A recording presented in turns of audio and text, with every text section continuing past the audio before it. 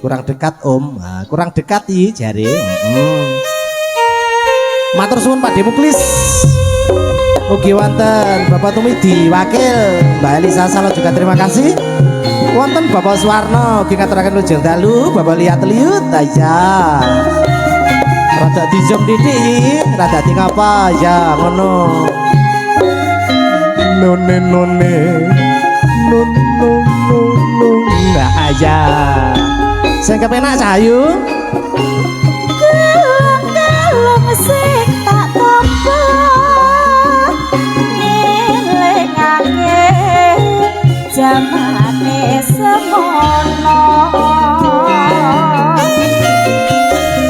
nalika biyen-biyen tresno aku nganti salawase apa kowe ra kelingan janji pengen urip bebarengan batin ayam tak rasa apa pancen siramu ra krasa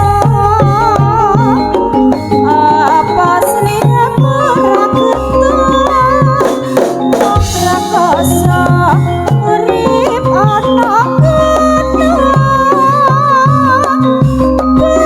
susah dilakoni yen rejeki ana sing maringi gelong-gelong dadi saksi moga sliramu ra bakal ngidrani wiwit dunya nganti akhir doang bagus sing kapikir-pikir ayo nyusah yo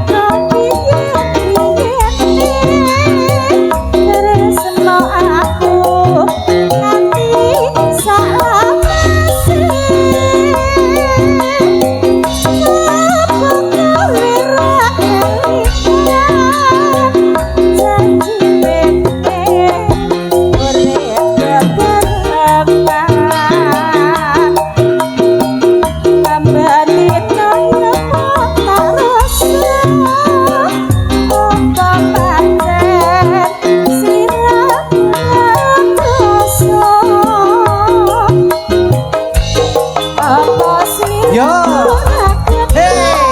ayo malam